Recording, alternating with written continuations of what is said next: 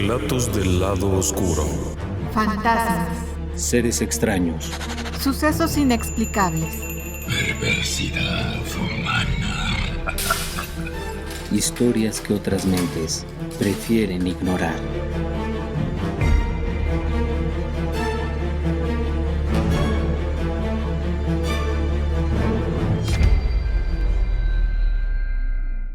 Déjeme que lo lleve atrás en el tiempo y a un lugar distinto. Estamos en 1970 y estamos en Venezuela, en el norte de Venezuela, en Portuguesa. Un muchacho viene caminando.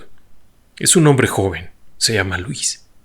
Vive en Guanarito y es un tipo sensacional, tiene 18 años. Todo el mundo lo conoce porque es muy animoso, alegre, bailarín, le gusta cantar, a veces simplemente sale corriendo para ir a ver a alguien. Es un chico loco. Su abuela lo crió tras la muerte de su madre y su padre también trabaja en el campo y cosas de esas. La región es muy tranquila. En general, toda esta zona de los llanos de Portuguesa en el norte de Venezuela son lugares tranquilos en 1970. Hay muy poca gente además. Aquel domingo, a principios de junio de 1970, Luis fue a visitar a una chica. Es de ojo alegre, y eso nadie lo puede dudar. Luis tiene una chama allá adelante rumbo a San Antonio por la vereda, y tiene otra más allá en el regalo, y bueno, es un tipo simpático. Baila bien en las fiestas y tiene mucho futuro. Suele ir cantando, jugando bromas, llega y le revuelve la cabeza a su abuela mientras le da fuertes abrazos, y la abuela siempre le dice frases importantes, consejos sabios para la vida, y hace alusión a historias antiguas. No andes por ahí de loco, que a tu tío Enrique por eso se le fue el ojo de lado. ¿Por qué, abuela? Por andar viendo tanta muchacha. O acuérdate de tu padrino, que por andar de vago en la noche, mira cómo le fue. Y así sigue siempre. El hecho es que aquel domingo, Luis fue a visitar a una chama, una novia, una enamorada que tiene allá rumbo a San Antonio. Está a unos 8 kilómetros de distancia, así que caminar no es problema. Estas son personas que llegan a caminar 3 o 4 horas como si nada, porque además no hay muchos automóviles ni muchos transportes. De hecho, la mayor parte de las personas o bien caminan o usan una mula, un caballo, un burro, porque son terrenos agrícolas en general. Es tranquila la zona. Así que, después de visitar a la muchacha aquella y al pie de la ventana cantarle un par de coplas, reírse, jugar un par de bromas, no se imagine más. La chica no puede salir de su casa, todo es a partir de la ventana. Son los años 70, todavía hay un poco de recato, todavía hay un poco de cuidado de ciertas cosas, pero el hecho es que, conforme se hace tarde, se escucha la lejana voz de la madre de la chica diciendo: «Luis, ya te tienes que ir». Ni hablar. De lejecitos y con la manita sudada comienza a caminar. La vereda es muy tranquila. Un poco más allá de donde vive la chica, de pronto se acaba el mundo. Es como si caminara uno en medio de la luna, porque no hay nada. No hay más casas. Los 8 kilómetros que separan el caserío de la comunidad grande que es Guanarito, pareciera que es en otro planeta. Porque a la distancia no se ven luces. Las pocas casas que pudiera haber por allá lejos ni siquiera tienen energía eléctrica. Y los que están en la ciudad suelen apagarla para no gastar. El hecho es que él va caminando y siente mucha confianza. Un pariente suyo que se fue a Estados Unidos le mandó una lámpara de regalo, una linterna de baterías, de esas plateadas grandes, así es que la lleva consigo por si acaso. El problema es que se le ha pasado un poquito la mano platicando. Estaba muy entretenido. La chica aquella es muy bonita, así es que estaba encantado de la vida. Y ha comenzado a oscurecer. Poco a poco la luz se fue difuminando y ahora está en penumbras. Y conforme se da cuenta de que está en oscuridad, vuelve a recordar una de esas frases célebres de la abuela, y parece que tuviera a la abuela junto a él diciéndole: «Solo los tontos caminan de noche en Guanarito». Y se escucha a sí mismo diciéndole: «Abuela, esas son historias. No, si acuérdate de tu primo Alfredo, cómo le fue por andar de vago en la noche». Él sigue caminando. No importa. Poco tiempo después todo es oscuridad.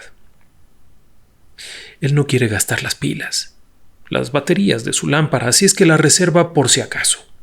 Pero mientras tanto va caminando pensando en que al día siguiente tiene que ir a esto, tiene que ir a lo otro, tiene muchos proyectos para una gran vida. A lo mejor no es con la muchacha de ahí, a lo mejor es con la del regalo o con la muchacha que vino de la ciudad. Pero él va caminando, hasta que de pronto se da cuenta de un extraño asunto. Es una zona de gran vegetación y está en pleno invierno, es decir, que ha llovido en los días previos. En esta zona, el invierno es igual de caliente que el verano, siempre hace calor. Solo hay 2 estaciones. No hay toda una gama de calores y fríos y demás. Esta zona es muy templada siempre hace calorcito. Y ahora con las lluvias, debería de escucharse el intenso canto de las ranas, de los grillos, de los animalitos nocturnos. Él a veces ha andado en la calle de noche, sabe que siempre se escuchan cosas, pero ahora mismo no se escucha absolutamente nada. Es curioso, pero no presta tanta atención. Sigue caminando. Para él estos 8 o 10 kilómetros le tomarán una media hora. Así es que, mientras sigue caminando, va viendo algo que le llama la atención, porque a la distancia comienzan a verse lejanamente algunos relámpagos. No es que sea una tormenta espectacular, pero de pronto un lejano relámpago hace que se encienda ligeramente el horizonte. Ligeramente. Es rápido. ¡Fum! Se prende aquello. Le brillan los ojos de un color azul y sigue caminando, pero entonces se vuelve a escuchar aquella voz de la abuela diciéndole: «Mi hijo, si ve relámpagos, usted no se detenga. ¡Para bolas, niño! Si hay relámpagos, tú corre. No te detengas, tú corre, porque los relámpagos siempre avisan que ahí viene». Y entonces Luis se acuerda diciéndole: «Abuela, esas son historias de antes». Pero sigue caminando. Conforme da la vuelta en el arroyo, algo más notorio se hace presente. Y es que entre los relámpagos, de pronto, comienza a escuchar ese ruido raro, ese ruido lejano. Es extraño porque pareciera que alguien viene en alguna parte. Hay alguien. ¿Pero por qué de noche? La gente de Guanarito no camina de noche, y menos para ir a San Antonio, ahí no hay nada que hacer. Él viene de regreso, la gente iría hacia allá, pero parece que viene por ahí en alguna parte, porque escucha, de pronto, un silbido. Pero a veces lo escucha muy cerca, y entonces otra vez es la voz de la abuela que se hace presente, diciéndole, clara y contundentemente: «No pregunte, no mire, mijo, usted corra, no se ponga bravo porque lo muerde el peluche». Y entonces él, recordando todo esto, se ríe y dice: «Dios mío, cuántas historias me han contado», y sigue caminando tranquilamente mientras a la distancia se siguen viendo aquellos fulgores, aquellos pequeños relámpagos en la oscuridad que van creciendo y de pronto se vuelven muy intensos y le iluminan el rostro. Puede sentir esa luz en la cara como si estuvieran ocurriendo muy cerca de él. Y entonces comienza a preocuparse un poco más porque aquel ruido que he escuchado en medio de los relámpagos se escuchaba cerca, pero ahora parece que se ha alejado un poco. Es extraño nuevamente porque la abuela se lo dijo: «Si lo oye lejos, mijo, usted corra porque ya está cerca, y si lo oye cerca, no se preocupe, pero apresure el paso porque ya se le viene acercando». Y entonces escucha aquel silbido muy cerquita, pero luego se va alejando. La abuela parece que le sonara en los oídos porque está escuchando cómo le dice todo aquello. Y ahora, conforme se aleja aquel silbido, recuerda algo. La abuela le dijo: cuando lo oiga lejos, es que ya lo tiene pegado. Usted grite: Juan, Juan, ven, Juan. Pero a Luis le da risa aquello, siempre le ha dado risa porque no tiene ningún conocido que se llame Juan. Pero la abuela siempre le ha dicho: tú grita: Juan, ven a ayudarme. ¿Para qué haría eso? Y entonces se detiene en seco y piensa: ¡qué tontería! Me estoy espantando por nada. Y entonces escucha aquello. Parece que estuviera muy lejos, pero al mismo tiempo ese extraño escalofrío que le sube por la espina, que le llega a los vellitos de abajo de la nuca y hace que se levanten y lo hace temblar porque hace mucho frío. Pero en este lugar, aún en el peor día, en el más frío del año, la temperatura es de 24 grados. ¿Quién rayos va a temblar en medio de ese calor después de haber caminado 4 o 5 kilómetros? Pero él tiene frío y está temblando. Lleva la mano rápidamente hacia la linterna americana, la que le mandó su tío desde allá, desde los Estados Unidos. La saca y se le olvida algo muy importante. Luisito está tan espantado que olvida las sabias palabras de la abuela cuando le dijo: no se le ocurra prenderle la luz, porque lo molesta mucho y se le viene encima. Y Luis prende aquello y entonces siente claramente cómo pasa esa cosa a su lado, cómo le silba, pero ahora no está lejos, ahora el silbido es aquí, y comienza a correr, al tiempo que grita: Juan, Juan, ven a ayudarme, Juan, y sigue corriendo como loco. No sé cuánto tiempo habrá corrido, nadie supo aquello. El hecho es que muy cerca de su casa la abuela escuchó cuando gritaba: Juan, ven a ayudarme. Pero no le duró mucho el gusto porque aquello estaba muy cerca y Luis cometió el error de traer la linterna que tanto molesta a ese y que lo venía siguiendo. Pisa mal, cae, se golpea y queda boca arriba. Él dice que aquello no parecía en nada a lo que siempre se ha contado, sino que era algo como un enorme bulto que flotaba. Sí se le veía forma. Parecía una persona, pero en el aire, flotando a centímetros de él. Lo sintió cómo lo doblegó, cómo lo tomó, cómo lo agarró, cómo lo privó.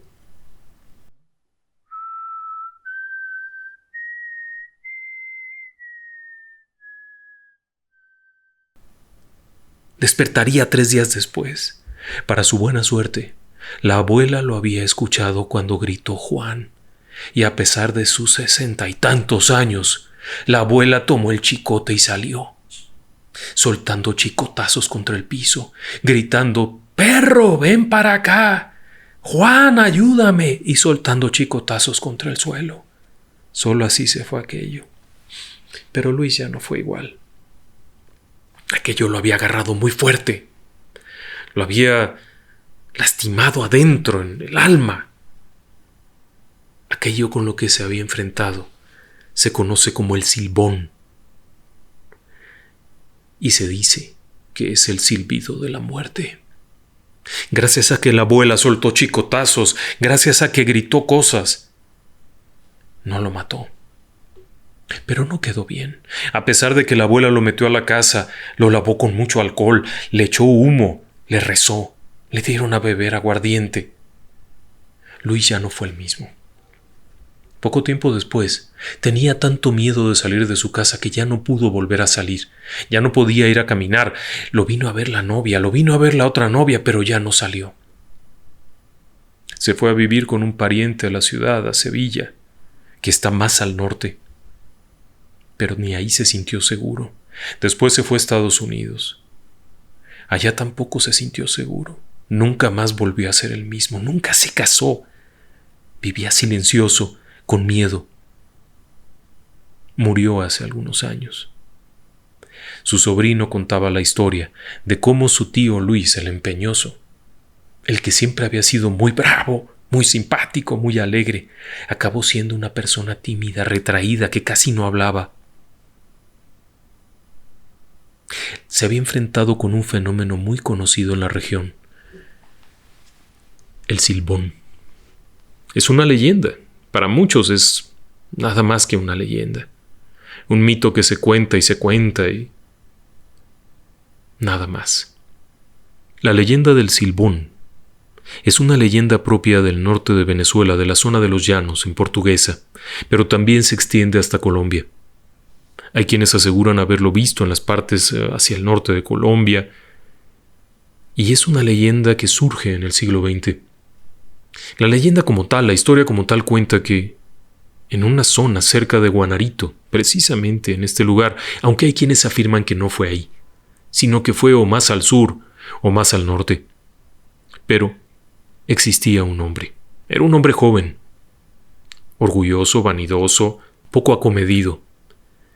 Dependía mucho de lo que su padre traía para la casa y no solía ser muy entregado al trabajo. Según cuenta la leyenda, un buen día tenía unas ganas enormes de comer asadera. La asadera no es otra cosa que las vísceras de un animal que se prepara en la región, es un guiso local.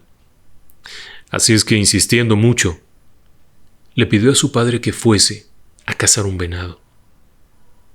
Sin embargo, con el paso de las horas, el padre no volvía, y cuando finalmente volvió con las manos vacías. No había podido cazar nada. Según contaba la leyenda, encolerizado, aquel sujeto habría matado a su padre. Le habría sacado las vísceras, a lo que llaman la asadera, y se las habría llevado a su madre, quien lo habría cocinado, sin saber lo que era.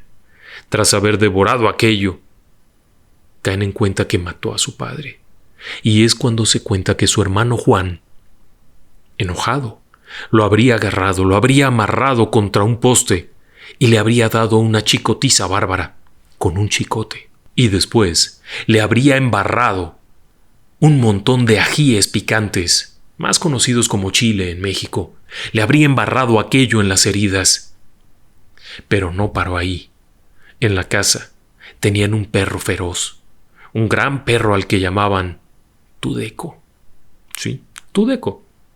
Y que, al ver que aquel gritaba por el ardor y el dolor, atraído por el llanto, el sufrimiento, lo habría atacado provocándole más heridas. Después, su hermano, Juan, habría colocado los huesos de su padre en un saco y se los habría colgado al hombro. Acto seguido, su cariñosa madre lo habría maldecido para toda la eternidad a que vagara por siempre, cargando los huesos de su padre, cazando a aquellos vagos que andan de noche en los campos de Portuguesa. Portuguesa es un estado de Venezuela, es una región de Venezuela. La leyenda tiene variantes de todo tipo. Hay una que dice que el que lo golpeó fue el abuelo.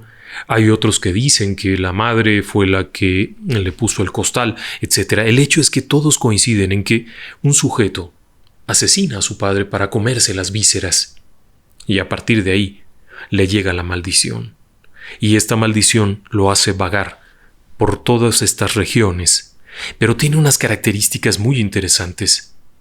La creencia general asegura que el silbón, como se le llama, o el silbador, si es en Colombia, durante la temporada de secas no suele atacar a las personas. Aquellos que lo han visto en temporada de secas lo llegan a ver sentado al pie de un árbol, arriba de un árbol, en las ramas, pero generalmente sentado con las rodillas recogidas, agachado el sombrero, jugando con un poco de tierra que toma del suelo y después suelta.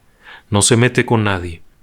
Permanece ahí ante el calor sofocante de la temporada de secas. Pero cuando comienza a llover, entonces comienza a vagar. Está ansioso de encontrar alcohol, porque en su época de vida, cuando estuvo aquí, bebía. Así es que busca a los ebrios, a los que salen trasnochados, medio borrachos, para chuparlos, tomando el alcohol pero quitándoles la vida. carga consigo un saco lleno de huesos, y aquellos que lo han oído aseguran que algunas noches busca el patio de una casa en donde vacía el costal y se pone a contar uno a uno de los huesos que lleva mientras los va acomodando y les va limpiando alguna cosa. Si en esa casa alguna persona lo oye, puede despertar a todos para que se protejan. Pero si nadie lo oye, dé por seguro que alguno morirá esa noche. También hay quienes aseguran que mientras ordena los huesos y los cuenta, está silbando. Y si el silbido se oye, alguien puede despertar a todos, y así nadie sufrirá nada. Pero si todos tienen el sueño tan pesado que no se dan cuenta, es muy probable que al menos una persona muera. El silbido de la muerte le llaman. Pero la historia no termina ahí.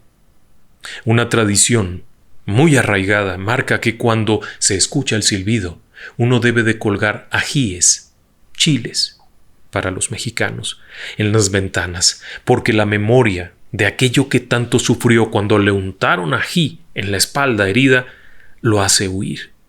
Lo mismo si alguien tiene que caminar de noche, debe de llevar entre sus múltiples atavíos un enorme ají, una guindilla, algo que pique y llevarlo cerca. Pero también hay otras herramientas infalibles. Una de ellas es el chicote. El sonido del chicote corta inmediatamente la presencia. Y esto, aunque usted no lo crea y aunque parezca de risa, ha sido narrado por muchas personas. Sí, personas que han tenido encuentros con esta criatura y que aseguran que llevando consigo, ya sea el fuete para caballo o un chicote que usaban para arrear el ganado, habiendo hecho sonar esto contra el piso fuertemente, el tronido de esto hace que de inmediato desaparezca el espanto. Pero no es la única herramienta. Normalmente también los perros son un adversario formidable. Contrario a lo regular, en el mundo de lo paranormal, el perro no suele ser muy eficiente como un auxiliar o como un apoyo.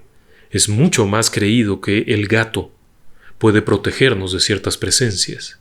Pero en el caso del silbón, es muy arraigada la idea de que los perros suelen ahuyentarlo, pero deben de tener un nombre muy particular: tudeco o tureco. Las dos versiones están por ahí, y es que se afirma que el perro que tenían en casa, el que lo atacó mientras estaba amarrado al poste, así se llamaba. La historia no es tan antigua como usted pensará. Es a principios del siglo XX cuando se cuenta que ocurrieron aquellos acontecimientos.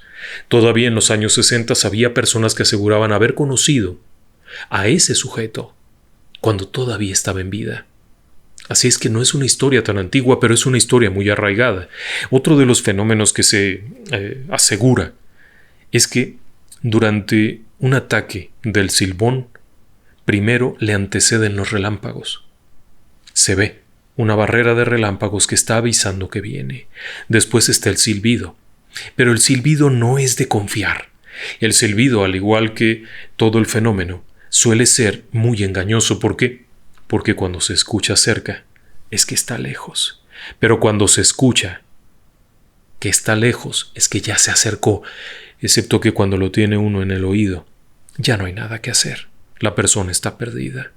Esto es muy similar a otros fenómenos. Por ejemplo, la Swang, la vampira filipina, hace exactamente lo mismo. El sonido que parece estar lejano significa que ya está aquí, junto a uno.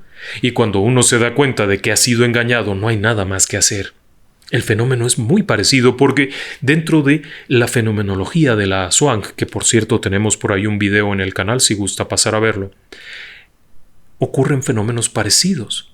Incluso el sonido se reportaba en algunos casos similar a un silbido, tal como lo que se ha descrito aquí. Curiosamente, también hay quienes aseguran que, por ejemplo, el charro negro en México actúa de una forma parecida, escuchándose a la distancia cuando en realidad está muy cerca. Esta es una casuística muy peculiar. Pero además hay otros datos por ahí. Por ejemplo, hay quienes aseguran que para que no venga y no se acerque a un lugar, se le puede poner un vaso de aguardiente, de tal manera que lo beba y se sienta satisfecho y siga su camino. También hay quienes aseguran que salir de noche es un riesgo y que la linterna, lejos de ayudar, lo que hace es molestarlo, le incomoda la luz, y una vez que se le alumbra, viene siguiendo la luz. Por ello, las personas solían caminar en la oscuridad. Le estoy hablando de hace 50 años. Lo curioso es que se contaban tantas historias. Hay otros relatos, por ejemplo, hay uno ahí mismo, en la zona del Regalo, que es una población relativamente cercana a Guanarito. Hay un relato de una familia que en 1968 vivió esto. Había 3 casas juntas, o por lo menos muy cercanas. En una de ellas vivía un padre, una madre con 2 hijas y un hijo pequeño. En otra vivía un matrimonio que había contraído nupcias recientemente y aún no tenían familia. Más allá vivía una pareja de personas mayores que tenían un rancho en la zona. Según contaba esa historia, aquel año de 1968, en mayo, comenzando mayo, habrían comenzado a escuchar ruidos raros. Los ancianos en su casa habrían despertado rápidamente y al escuchar los ruidos habrían comenzado a rezar, al tiempo que repetían una antigua oración. Repetían el nombre de Juan, porque se cuenta que llamar a Juan espanta al Silbón. Supuestamente porque Juan era su hermano, el que lo amarró y el que lo controla. Pero, despiertos, no tuvieron ningún problema y permanecieron toda la noche en vela. La pareja de recién casados estaban despiertos cuando lo oyeron, y oyeron ese ruido raro, como de cosas que caen, huecas, y entonces colocaron varios montoncitos de ajíes en las ventanas, chiles, y con ellos se protegieron mientras que permanecían despiertos. La otra familia, sin embargo, habían estado trabajando todo el día al rayo del sol y al caer la noche estaban tan cansados que no escucharon nada. Nada. No se dieron cuenta del momento en el que el silbido estaba ahí. De pronto, el anciano de la casa de atrás escuchó aquello y le dijo a su mujer: «Está con los vecinos, voy a ir allá a avisarles». La mujer no lo quería dejar ir, pero aquel hombre, sabiendo la historia y conociendo lo que ocurría, se armó de valor, tomó un chicote y se salió. Cuando llegó a la casa de aquellos vecinos, de aquella familia, entró tirando latigazos al patio, al tiempo que vio cómo se apartaba aquella figura. Hay quienes aseguran que con un sombrero y un costal, hay quienes aseguran que no es más que una especie de mancha blanca que se mueve rápido, como si fuera una especie de neblina, un bulto que se desplaza rápido, se eleva y se sube a los árboles y se va. Grande, muy grande. No me diga que es una lechuza, por favor. Es muy grande. Aseguran que puede tener hasta 4 metros. Y se va. Y entonces aquel hombre entra. Logra despertar al padre, a la madre, pero hay una hija que ya no despierta. Tiene los ojos abiertos, tiene una expresión rarísima en la cara y está muerta. Esa historia se contaba en 1968, no se imagine usted que fue allá en el siglo XV. La historia contaba que era así, una especie de nubecilla de vapor, como una neblina que avanza. Se han contado muchos otros relatos. Hay quien asegura que sí se ve como una persona, que camina agachada con una sombrilla o con algo que le cubre el rostro y que vaga. Siempre se ha dicho que vaga en los llanos, pero curiosamente, muchas de estas regiones en donde se reportan avistamientos tienen también arroyos, numerosos arroyos y pequeños ríos, lo que hace pensar a algunos investigadores que pudiera estar relacionado o emparentado, por ejemplo, con la Llorona mexicana, que es un fenómeno que suele darse cerca de ríos. Al leer la historia del Silbón, no podemos evitar encontrar las similitudes con otros fenómenos. Se entendería bien, por ejemplo, que tuviera algún grado de parentesco con la Llorona mexicana y centroamericana. Finalmente todos somos parientes de una misma colonización española. Pero que tuviera alguna semejanza con la Zhuang, o que tuviera alguna semejanza con algunos otros fenómenos del norte de Europa, es extraño, ¿no cree? Nos hace pensar en una casuística que corresponde a los fenómenos llamados gritones. Los gritones son toda una fenomenología que se da no solamente en América, sino también en Europa, en donde se han reportado estos casos. El problema del silbón es que es un fantasma de muerte. Las personas que han tenido encuentros, o bien logran salvarse por alguna de estas artimañas o de estas astucias de nombrar cosas o de hacer ciertas cosas, o bien no lo cuentan. Así de simple. Si alguien está en el campo abierto en la zona de Portuguesa, siempre se ha recomendado llevar unos chiles, ya sea colgados en un collarcito al cuello, lo cual nos remite inmediatamente a la idea del vampiro, o ya sea llevar un látigo. El sonido parece desanimarlo. Y claro, si hacemos caso de la leyenda y lo ajustamos, pues todo embona muy bien. Sin embargo, no pierda de vista que otros fenómenos responden de igual manera ante ciertos estímulos. Por ejemplo, en México hay 2 o 3 de estos fenómenos que vagan en los campos, que se detienen en seco cuando se clavan machetes en la tierra. Y en México también hay quien asegura que la llorona se espanta cuando alguien azota un chicote contra el suelo. El sonido hace que se vaya. Claro que pueden ser simples leyendas, pero a mí me ha llamado la atención encontrar tantos relatos que han sido incluso narrados a los medios en aquellas regiones. Y no pierda de vista otra cosa. En 1970 la región de Guanarito era una región muy tranquila. Los crímenes que había generalmente eran crímenes pasionales, relacionados con pleitos por una dama, relacionados con la bebida, porque obviamente en lugares tan apartados había mucha bebida, la gente solía tomar de manera brutal, y esto hacía que hubiera pleitos de borrachos que terminaban en algún apuñalado, en algún macheteado. Pero no había tanta incidencia delictiva. ¿Simples leyendas? ¿Usted qué cree? Déjeme mandar algunos saludos rápidamente. Queremos mandar un saludo para la familia Leiva, están en el Estado de México, y también para Elizabeth, que está en Coyoacán, en la Ciudad de México, en un lugar muy bonito de la ciudad. Muchas gracias por acompañarnos. Para Mercedes Leonet, que está en Ecuador. Un abrazo hasta Ecuador, la cintura del mundo. Para Sandra Gómez, de San Juan, en Argentina. Emma González. Para Marco Navarro, que está en Bariloche. Para nuestro amigo Giro Lonco, que siempre nos acompaña y siempre nos pide que lo saludemos y no lo habíamos saludado. Para Anayeli, ella cumplió años y no la felicitamos en el momento. Nos da mucha pena, pero le mandamos un fuerte abrazo desde ya, ahora mismo. Para Rita Montalvo, para Clementina Arroyo, ella saluda a su esposo Gerardo. Gerardo ha estado un poquito enfermo. Esperamos que ya se haya repuesto y le mandamos un abrazo cariñoso, deseando su pronta recuperación. También, por supuesto, para Arturo Ramírez, Rosa Pérez, ella saluda desde Virginia a su hija que está en Guatemala. Caray, familias que están separadas por la distancia, pero que nos permiten de alguna forma unirles. Le mandamos un fuerte abrazo a Rosa Pérez y a su hija que están tan separadas. Muchas gracias por acompañarnos. Buenas noches y que descansen en paz.